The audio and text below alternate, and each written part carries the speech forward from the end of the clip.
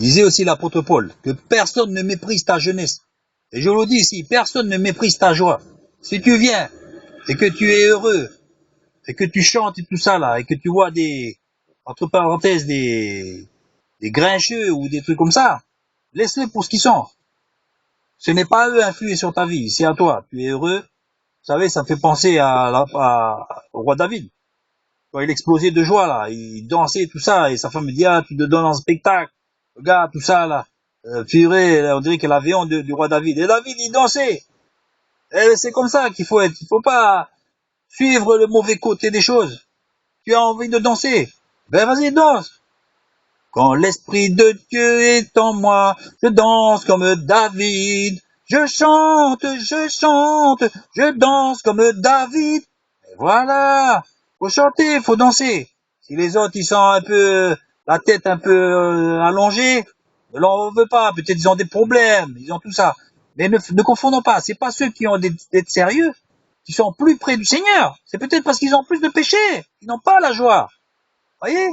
Bon, alors, on va les respecter. On va pas dire, voilà, celui-là a des péchés. Ça nous arrive à nous. On a des tracas, tout ça, d'accord? Mais n'en faisons pas une norme. La norme, c'est la joie du Seigneur. C'est la joie du salut. Vous êtes sauvés ou quoi? Pourquoi vous faites une tête comme ça? Si vous êtes sauvés, redonne-moi la joie de ton salut, disait David. La joie. Quand on a le salut, on a la joie. Si on n'a pas la joie, c'est que notre salut a été chahuté quelque part. Donc, n'inversons pas les rôles, dit mon frère, on a la présence du Seigneur, attention, c'est pas le jugement dernier, là. Attention, c'est pas le jugement. Le culte, c'est la fête, c'est la joie. On vient pour remercier le Seigneur de son sacrifice, il nous a sauvés, on est sortis de bien des embarras. C'est pas pour faire la tête, hein. Vous avez été sauvés, pourquoi vous faites une tête comme ça? Bon, je le redis, il y a des gens qui ont des problèmes et tout ça, qui font la tête. Laissez-les pour ce qu'ils ont. Et nous, on n'a pas à stopper notre joie pour ces gens-là. On n'a pas à stopper. On va pas aussi les darguer aussi devant. Non, mais on chante devant le Seigneur. Attention, quand on chante, on danse, on fait des belles chansons devant l'estrade, tout ça. Attention, c'est devant le Seigneur. Hein. C'est pas pour faire le cake devant le pupitre, là. Non, hein. J'ose croire, hein. Excusez-moi. Hein. J'ai une petite pensée qui me vient là-dessus. Mais quand vous êtes joyeux, tout ça, c'est pas pour les autres, pour dire, t'as vu, moi je suis un mec joyeux. Mais non, tu viens, c'est pour le Seigneur. La joie de l'Éternel sera votre force. Ciao la bonne.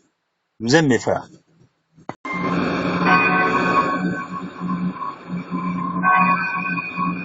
Vous savez quand il dit c'est une honte pour les hommes de porter des cheveux longs, vous regardez dans la nature, le lion c'est lui qui a les cheveux longs. Une belle crinière jolie, hein, on va pas dire quelle honte, regardez la lionne là, elle a presque rien sur le crâne. Non. Il faut recadrer les paroles de l'apôtre Paul, hein. Long, peut-être long, vraiment long jusqu'aux fesses, par exemple. Bah, peut-être, oui, peut-être. Et rappelons-nous que Samson, il avait des cheveux longs et même des tresses. Et que, voilà, donc, faisons attention. Faut pas dire aussi maintenant, attention, t'as les cheveux tressés, ça c'est dans la Bible. Hein, que les femmes ne se tressent pas les cheveux. Et vous pensez que vous tressez les cheveux, vous irez en enfer? Ou c'est de la mauvaise séance? De la malséance? Non? Pas du tout. Donc, il y a certainement une explication à ce que a dit l'apôtre Paul. Ça correspondait certainement à quelque chose qui se passait de ce temps-là. Il faut rappeler que c'est il y a 2000 ans de ça. Mais il faut pas transposer systématiquement ces choses-là. Avec les cheveux longs, les tresses, etc. Sans compter tous les trucs, on rajoute des couches là aujourd'hui. Non. La Bible, je vous dis, il faut savoir la prendre. Il faut éviter surtout de prendre les versets comme ça et les appliquer aujourd'hui en disant le Seigneur il a dit ça. C'est pas le Seigneur, c'est l'apôtre Paul qui a dit ça. Attention. Et il a dit à une certaine époque. Il a pas dit maintenant en 2015. Il a dit il y a 2000 ans, des centaines d'années avant. Donc faisons attention de pas prendre la parole de l'apôtre Paul ou de la Bible pour la parole du Seigneur. Hein. Faisons très attention. Hein.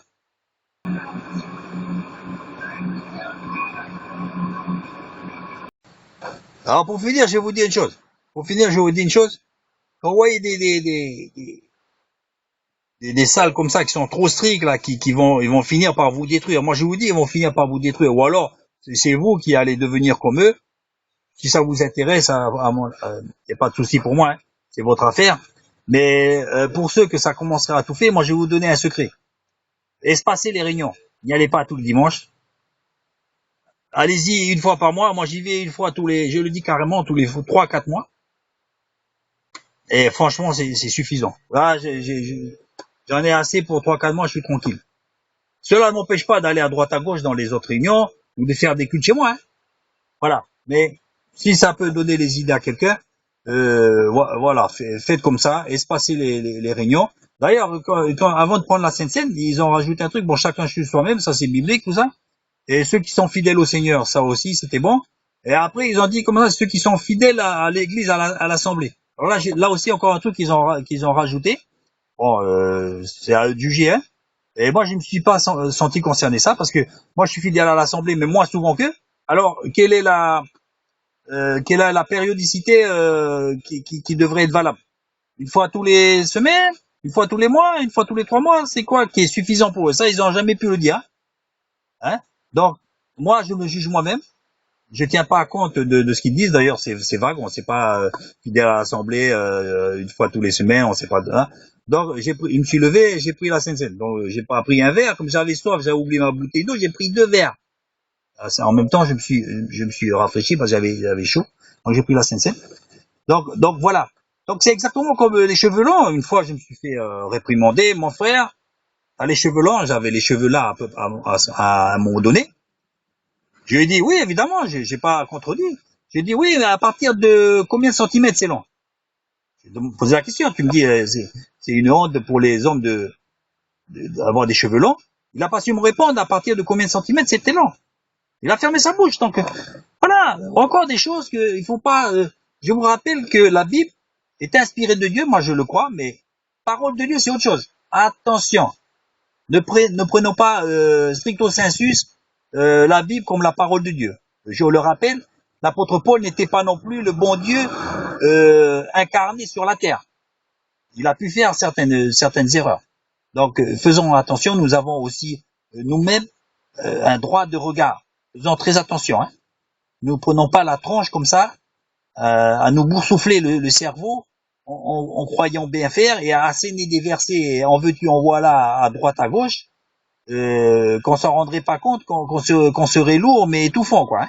Non, prenez les choses comme ça, mais vous avez un droit de regard. Hein. Et quand vous êtes sincère déjà avec vous-même, vous n'allez pas balancer des versets. Vous allez dire des mots. Les premières choses qu'il faut dire, c'est pas des versets, c'est ce que vous avez dans votre cœur. Le serviteur serait-il plus grand que le maître? Ils vont me dire non, non. En fait, c'est oui. En fait, oui. Ah ben oui.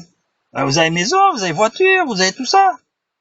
Lui, le Seigneur, il n'avait pas un pur sang arabe, lui. Et les apôtres, c'est pareil, ils ont eu des naufrages et tout ça, là. Revenez à l'évangile, dépouillez-vous. Dépouillez-vous et donnez aux pauvres. L'église est trop riche maintenant. Elle est trop riche. Alors maintenant, ils sont contents parce que ils ont mis quelque chose, un service pour les démunis. Mais en fait, apparemment, ça vient pas trop de leur poche. Hein. Ce sont de la récupération. Alors donc voilà encore la belle affaire. Oui, mais nous on a un truc, hein. On a quelque chose, on a un service pour ceux qui les nécessiteux et tout ça.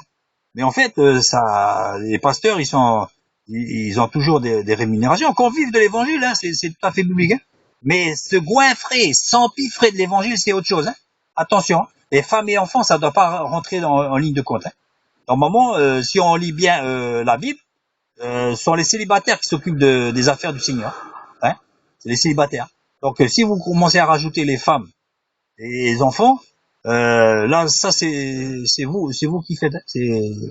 C'est hors biblique. Hein. Mais bon, si vous le faites, faites-le. C'est à vous de juger.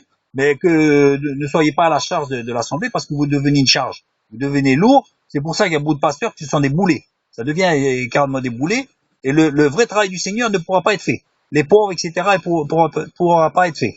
Et en plus, donc, s'il y a beaucoup de récupération, il y a des dons d'organismes et tout ça, des surplus des magasins et tout ça, des rebuts qui récupèrent, alors ça leur donne moins envie encore de mettre la main à la poche, évidemment. Donc, la boucle est bouclée et on se retrouve avec des gens qui sont vraiment bien en bon point, dans leur bon point, et le vrai travail du Seigneur n'est pas fait. Le travail du Seigneur n'est pas fait. Voilà.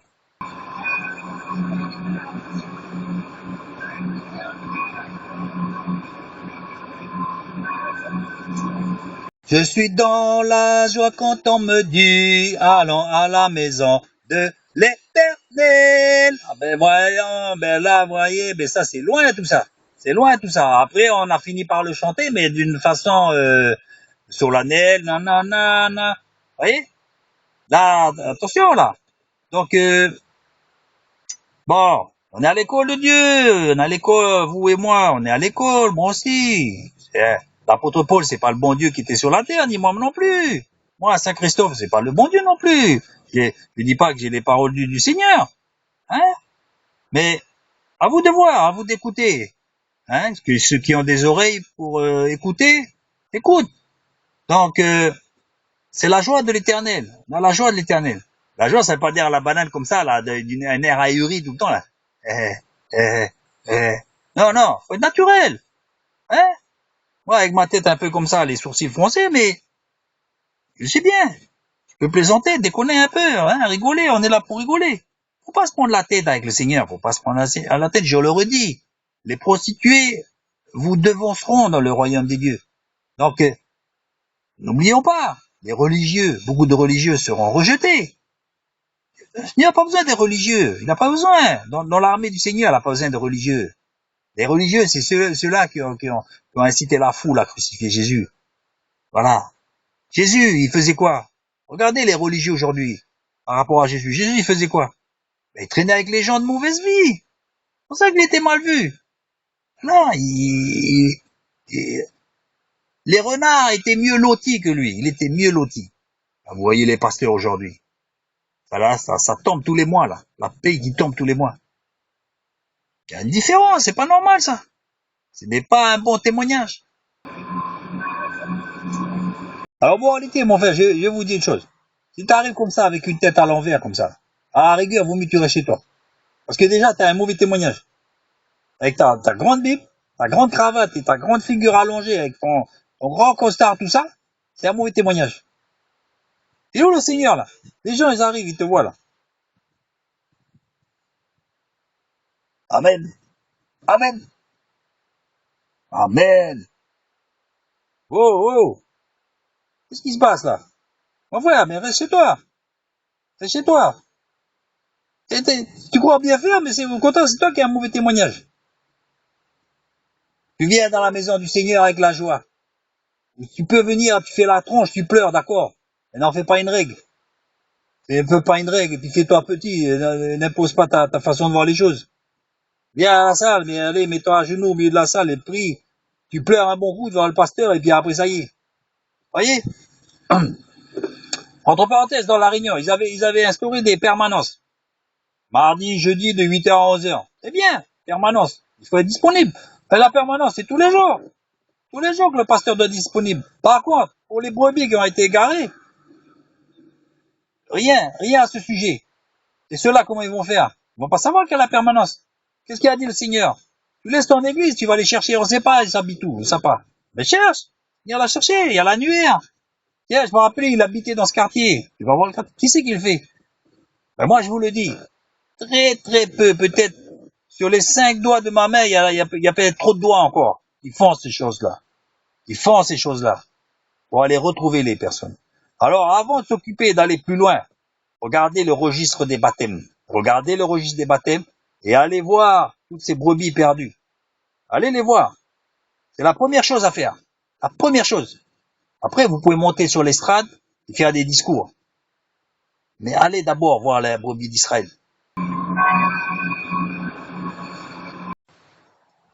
Les frangins, je vais vous dire une chose, les frères, les sœurs, je vais vous dire une chose. Oh, le Seigneur, il a dit, d'après la Bible, je ne vous ai pas connu, je ne vous connais pas. Vous tous qui commettez l'iniquité. À qui le dit-il? À qui le dit-il? Regardez, c'est à qui? Ce sont des religieux. Des religieux. Faites attention.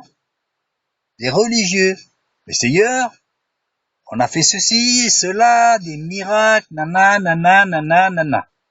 Je vous connais pas. Faisons attention, mes frères. Faut rester naturel. Vous savez, les œuvres, c'est Dieu qui les prépare. Vous n'avez pas besoin de chercher. C'est Dieu qui les prépare. Vous allez voir des choses qui vont venir devant vous, vous allez les faire naturellement. Et cherchez à faire des œuvres. Vous savez, Seigneur, j'irai là, j'en ai fait bien là aujourd'hui, là.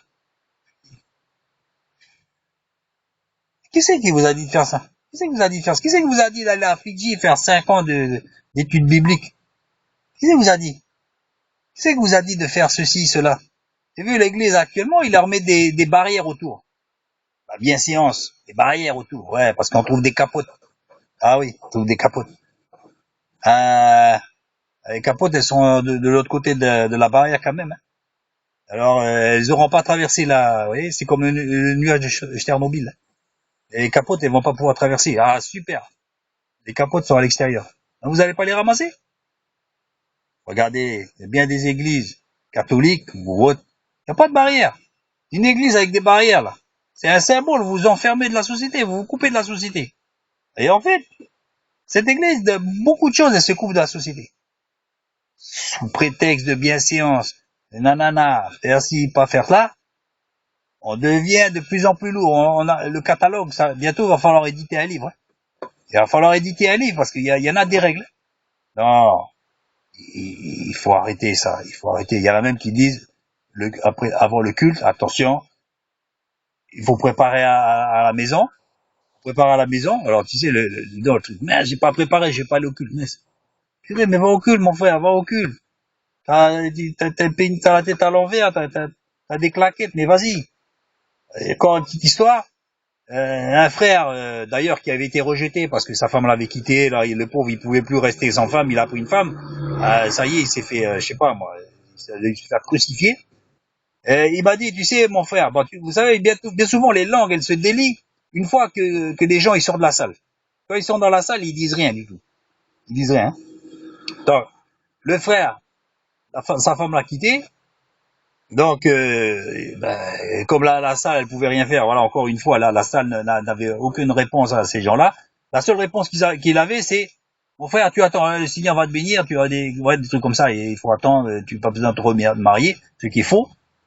Alors sa femme qui est partie, elle pouvait aller faire les 400 coups, se remarier, mais lui, non. La Bible, c'est un modèle, enfin bref. Non, le frère en question, les langues sont déliées, il m'a retrouvé dans le magasin, il m'a dit, mon frère, il rigolait un peu, il m'a dit, mon frère, je lui ai dit, c'est quoi? Il m'a dit, c'était le premier à mettre les shorts là-bas. Je me rappelle quand je mettais les shorts, j'étais fusillé du regard.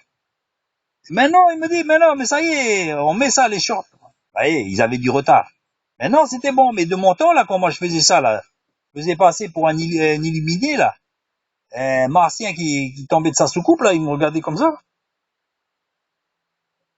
Et pourquoi ils ont eu 10 ans, 15 ans, 20 ans de retard, là? Pourquoi? Eh ben, je vous le dis encore, ils ont encore du retard.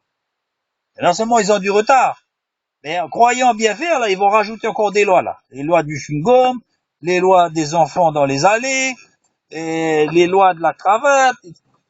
Et ça, ils s'imaginent pas qu'ils sont en train d'alourdir encore le truc, là. Très, très mauvais, ça. Ouais, moi, je vais vous le dire. Le christianisme, c'est la fête. Le christianisme, c'est la joie, la bonne humeur. La joie de l'Éternel sera votre force, a dit le Seigneur. Et c'est exactement ça. Il faut être naturel, sincère avec soi-même. On n'est pas là pour faire des chichis et pour copier les uns les autres. On vient là comme on vient à la maison. Faut pas dire, c'est le culte. Non, c'est notre maison. Donc, il faut y aller sincèrement. Il faut se souvenir d'où c'est qu'on est venu et être joyeux. Si on est terne, on est triste, n'en faisons pas un modèle. Je pense que beaucoup d'ailleurs sont de façon circonspect et tout ça, qui veulent faire voir que c'est pour le Seigneur et tout ça. Et en fait, bien souvent, c'est parce qu'ils ont des péchés cachés. Ils sont contris. Ils n'ont pas la joie. Ils n'ont pas la joie. Et alors, ils le font masquer en respect du Seigneur. Attention, c'est le culte, tout ça. Mais en fait, ils n'ont pas la joie. Ils n'ont pas la joie. C'est une façon de cacher les péchés. C'est la joie du Seigneur. Pousser des cris de joie.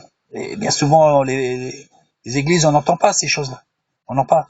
Parce que c'est une façon de masquer. Et d'en faire même une forme de loi. Et donc, les gens qui ne seraient pas comme ça, costard cravate, avec la tête à 6 heures,